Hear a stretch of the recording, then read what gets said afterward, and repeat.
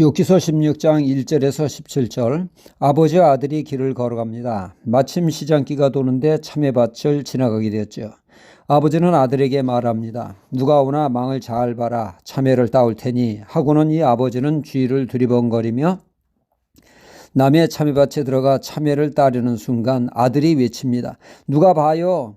아버지는 헐레벌떡 밭에서 나왔습니다. 사방을 둘러보아도 사람은 없었죠.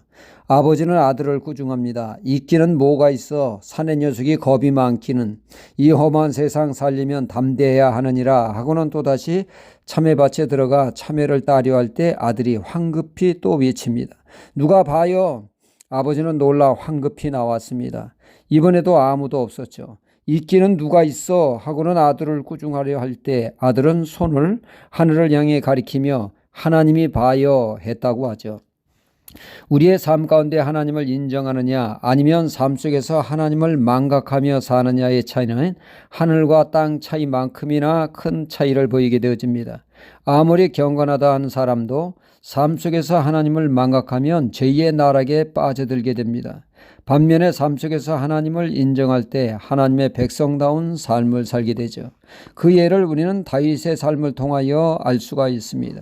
다윗이 젊은 날 사울왕으로부터 호되게 당했습니다. 그런가 하면 그는 노년에 그의 아들 압살롬이 쿠데타를 일으켜 다윗 왕은 맨발로 급히 피난가는 최악의 상황을 맞이하게 됩니다. 이런 상황에 불난 집에 부채질하는 자가 있었으니 시므이라는 자입니다.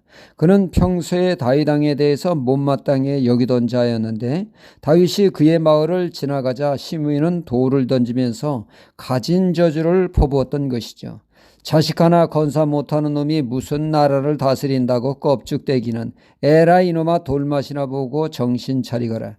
이에 다윗은 호위하던 부하가 다윗에게 말하기를 왕이시여 우리가 아무리 시간이 없어도 저 녀석은 손 좀 보고 가야겠습니다. 그때 다윗은 아서라서 말립니다. 허락하지 않았습니다. 그는 말하기를 아들놈도 애비를 죽이겠다고 저 난리인데 내버려둬라. 이는 하나님이 나 들으라고 하는 소리다. 내버려둬라. 다윗은 묵묵히 욕과 돌을 맞으며 그 말을 빠져나갔습니다. 이후에 전세가 뒤집혀 다윗이 쿠데타를 진압하고 환궁할 때 시므이가 제일 먼저 나와 용서를 구합니다. 그때는 제정신이 아니었다고, 그것은 진심이 아니었다고, 생명을 구걸할 때 다윗은 쿨하게 용서해 주었습니다. 다윗이 하나님을 인정할 때 용서할 수 없는 사람을 용서할 수 있었던 것입니다. 하지만 그 다윗이 시간이 흐를수록 하나님은 잊혀지고 누가 생생해집니까? 하나님보다는 그 괘씸한 시므이를 묵상하게 됩니다.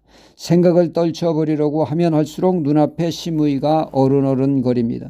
그리고 그때 시므이가 던진 돌에 맞은 뒤통수가 괜스레 쏨박쏨박 됩니다. 뒤통수가 뜨끈뜨끈해집니다. 자다가도 벌떡 일어납니다. 시므이가 괘씸해서 말이죠. 아니 일국의 왕을 어떻게 보았으면 욕을 하고 저주하고 거기다가 돌까지 던져. 이에 다윗은 마음을 다잡습니다. 내가 분명히 용서한다고 시므이에게 약속을 하지 않았나. 잊어버리자. 그러나 세월이 가고 시간이 갈수록 시므이 녀석이 괘씸하기만 합니다. 결국 다윗은 안 되겠다. 이 녀석을 손 좀 봐야겠다. 하지만 다윗이 안 죽인다고 했으니 차마 약속을 어길 수 없고 부하들도 다 들었는데 죽일 수는 없고 그는 궁리궁리 끝에 묘수를 찾아냈습니다. 아들 솔로몬으로 하여금 죽이도록 내가 한 약속도 지키고 보복도 하고 그리하여 다윗은 유언으로 솔로몬에게 시므이를 제거하라고 했죠. 시므이는 바로 솔로몬이 쳐놓은 덫에 걸려 죽고 말았습니다.